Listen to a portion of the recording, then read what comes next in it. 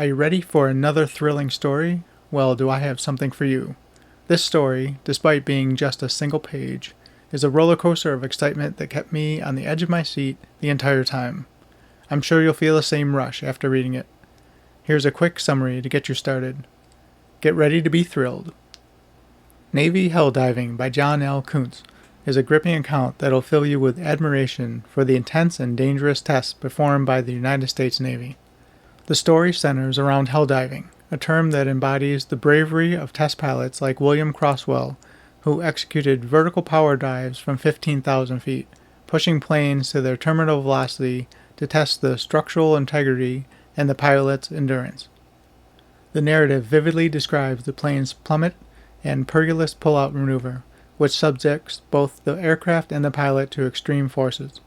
These tests are not just thrilling, they are crucial for verifying the plane's ability to withstand combat, including dive bombing, a relatively new tactic. The gravity of these tests cannot be overstated. The story also highlights the rigorous testing protocols, including speed and test climbs, gunnery trials, and various maneuvers to evaluate the plane's performance and durability. These trials are not just tests, but a crucial part of a broader effort to develop high-speed aircraft and enhance the Navy's aviation capabilities. They reflect the advancements and challenges in military aviation during the early 1930s, a pivotal period in the history of military aviation when technological advancements and strategical innovations were rapidly transforming the field. 1932. Navy goes in for a bit of hell diving. Head straight for Mother Earth, from 3 miles up, shoot downward through space at sickening speed, and then pull the old boat up sharp just in time to avoid a crash. That's the way Uncle Sam's boys test out new fighting planes, by John L. Coontz. 15,000 feet above the Anacostia Naval Air Station, a tiny plane hangs for a second in the limpid blue. Then suddenly, as if toppled from its sky pinnacle by some unseen hand, it shoots earthward at sickening speed. American naval officials gasp. For 10,000 feet, the plane roars downward like some hissing demon from hell, fighting and gasping for life. At 5,000 feet, the pilot pulls back the stick and shoots the plane upward. For a moment it threatens to collapse. The wings groan in agony, and the rushing winds sing a dirge through the taut ailerons. But the sturdy little craft weathers the challenge. It withstands the enormous pressure of air on its wings and the terrific strain on all its parts, nobly. In a few minutes it rests beautifully upon the earth after a long, graceful flight, which has something of a song of victory in it. Such is hell diving for the United States Navy, as practiced by William Crosswell, test pilot, demonstrating a new type of combat plane for that branch of the nation's fighting service. Vertical power diving is now a part of the United States Navy's requirements of its fighting planes. It is specified as a test in all aircraft contracts, following new methods of air attack developed by the Navy dive bombing. These tests call for the terminal velocity of a plane as fast as it will go in a vertical, straight downward dive and come out. Hence the apt description, hell diving, for anything may happen during one of these dives. The wings may fly off, the engine may disintegrate, the pilot may lose consciousness and crash. These dives range in length from 5,000 to 10,000 feet or more, says Crosswell. It generally takes about 3,000 or 4,000 feet to reach the terminal velocity of a plane. Preliminary to executing one of these dives, a climb to 15,000 feet is made. The method of going into a vertical dive may be one of several, namely, a half roll to an inverted position and then nosing down to the vertical or a loop, and instead of pulling out of this maneuver, allowing the plane to remain in a vertical attitude, or simply to nose the plane vertically from a horizontal position. The pullout from a vertical dive is probably the most severe test on a plane. Here the centrifugal force of the plane, changing direction from the vertical, to the horizontal or angle of ascent causes it, in effect, to weigh many times its normal weight. This tremendous weight increase, plus the pull of gravity, must be sustained by the wings. The pullout is effected merely by pulling back on the stick. The degree of the pullout is largely regulated by the ability of the pilot to withstand the forces of nature to which he is subjected. The pilot is likewise subjected to centrifugal force, which, if great enough in proportion, 5 or 6 times his own weight, causes his blood to rush to his head with resulting loss of vision and, if continued, loss of consciousness. This is generally housed going black by pilots. The pilot recovers his vision and consciousness after the plane assumes flight along a straight line, which it usually does if he will ease off his pressure on the stick. Complete loss of consciousness accompanies only a very few trials. In some of these dives, the wings have left the plane. This is serious, but with luck is not necessarily fatal, because the terrific relative speed of the wind generally carries the wings cleanly away from the plane, so that the pilot has a reasonable amount of protection from the fuselage. It is not a case of the wings coming back and flapping around the cockpit. If the pilot is fortunate enough not to be struck and rendered unconscious by some flying fragment, he can usually extricate himself and be none the worse for the experience, excepting shattered nerves, which can be restored by a stimulant or a rest. The speed of the engine in these dives sometimes doubles the engine speed of the ordinary level flight. It can generally be read from the airspeed meter in the cockpit. These instruments sometimes read as high as 350 miles per hour. For this reason, aircraft engines must be capable of withstanding much greater punishment than is given by their normal power output. Sometimes engines fail in these dives, but the present excellence of aircraft engine design makes this occurrence very rare. If the engine failure is not so serious as to cause it to disintegrate completely, which will usually wreck the plane, about the worst the pilot has to suffer is a dead-stick landing, that is, come down with the motor dead. Now a word about terminal velocity. It should be self-explanatory, but in the event that it not, I might say that it is the maximum speed that it is possible to attain in any attitude of flight. Of course, the airspeed meter reading becomes constant when terminal velocity is reached.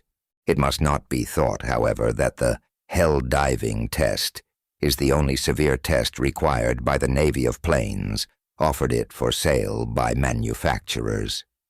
In addition to being able to do a vertical dive satisfactorily, planes, if they are of the fighting and training type, must be nimble at acrobatics, be able to turn somersaults and cut other unseemly capers in the sky, such as the barrel roll and leapfrog. All types of planes must meet certain rate of climb specifications, undergo fuel consumption tests, speed tests at surface, and at various altitudes and surface ceiling tests. In addition to these, all combat planes must undergo gunnery gear tests. In other words, airplanes are built for the Navy in accordance with the terms of a contract which specifically guarantees certain weights, performance, and suitability. When a plane is first received by the Navy at its Washington flying field, it is generally given a single flight by the contractor's pilot. This is called the contractor's demonstration, the purpose of which is to show the probability of the airplane being able to meet its guarantees and to prove that it is a reasonable flying machine. If the plane passes its demonstration satisfactorily, it is turned over to the flight test section of the Navy Bureau of Aeronautics for trials. A routine test begins with the weighing of the plane, empty and then fully loaded. This is done to determine the position of the center of gravity. The plane is then fingerprinted or photographed, the photographing covering not only the airplane with all its equipment in place, but also any items of unusual interest or peculiar construction which might be of future value. The machine is now ready for muscular tests in the air that shall demonstrate its worthiness as a fighting craft, training ship or bombing ship, and so forth. Climb, speed, stability, and maneuverability now sit at the controls. The information obtained from the speed trials is, first, the maximum speed. Second, the minimum and landing speeds. Third, data for the calibration of the airspeed meter for use in subsequent tests. These speed tests are carried out over an accurately measured course over water, adjacent to the shoreline and at a very low altitude, so that no climbing and diving errors may be introduced. Time over the course and instrument readings are recorded by the pilot on a board strapped to his leg, on which is mounted a stopwatch timed to the 10th of a second. For the climb tests, 2 barographs are installed for the recording of the pressure altitude, a statoscope to establish level flight condition, a thermometer to indicate free air temperatures, and, in planes with a high ceiling, oxygen equipment for the pilot. So equipped, the plane is taken into the air and flown around at low altitude until the engine is properly regulated and warmed up. The machine is then brought low to the ground. The desired initial climbing speed is attained. The throttle is pushed wide open, and the stopwatch started. From then on, the pilot flies at an absolutely steady speed, varied slightly with change of altitude, and records the readings of his various instruments at fixed time intervals. This is continued until the indicated rate of climb is approximately that of service maximum speed, that ceiling, 100 feet per minute, at which point the climb is stopped. The pilot now turns the nose of his plane earthward, stopping at various altitudes along the way, as it were, to determine the maximum indicated speeds at these altitudes. The statoscope, which indicates the very smallest change of altitude, ensures that the plane is neither climbing nor gliding when these latter observations are made. The climb into the upper air, required of all small, high-powered fighting planes, is the classic of all tests. For it, the pilot is bundled up like an Arctic explorer, wearing a heavy fur suit and boots, a full face mask, and heavy gloves of leather and fur. An important part of his equipment is an oxygen tank. This is turned on at about 18,000 feet up, and the outlet, in the form of a pipe stem, is held between the teeth. From 18,000 feet up, the pilot, truthfully, has his hands full. He must accomplish the following tasks continuously. Watch his oxygen flow so that at all times he will have sufficient air to sustain himself. Operate the mixture control of the engine in order that maximum efficiency may be obtained as he climbs. Fly at exactly the prescribed speed for the indicated altitude. Constantly observe all instruments and, every 2 minutes, without a moment's variation, record the indications of no fewer than 7 instruments. And all the time, the air outside the cockpit registers a temperature of about 40 degrees below zero. In the gunnery tests, the guns must be fired while the ship is in the air. There must be tests also of the bombing installation, and the radio installation must be tried in flight, and all miscellaneous equipment and appliances actually operated to establish the suitability for service use. When a plane has gone through all its tests, it is a fully qualified fighter or service plane of the type designed. Tests today are much more severe than formerly, due to the fact that much more is required of them now. During the war, many planes failed materially. The object now is to build planes that will stand up under all conditions without being torn to pieces. Dive bombing is a new form of attack, the vogue of which dates only about 5 years back. The Bureau of Naval Aeronautics, of which Rear Admiral William A. Moffett is chief, may be credited with a large measure of the development of this type of combat attack. In the dive-bombing operation, the bomb is aimed at the target by heading the plane directly at it. The Navy only recently completed its 5-year program of plane building. It had until June 30th, 1932, to put the planes under the 5-year program in service. As a matter of fact, the last one was in service before June 30th, 1931. Congress gave the Navy $85 million for this program. The Bureau of Aeronautics finished it with $22 million left in its till. The recent Congress gave the Bureau $220,000 for high-speed plane development. With that money, the Bureau has just purchased 75 single-seat fighting planes, more than any now in use.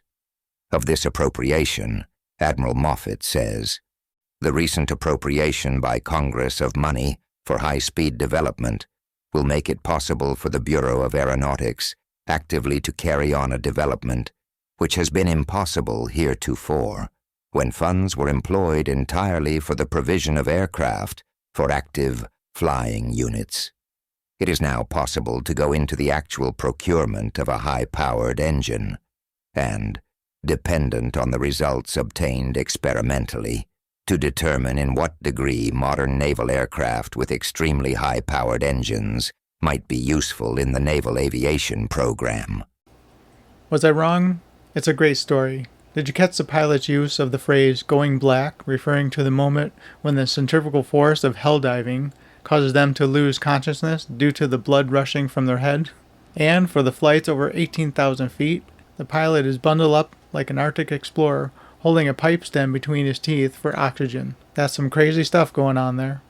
Thanks again for joining me on another short story from Tony's scrapbook. I can't wait to share the next thrilling adventure with you.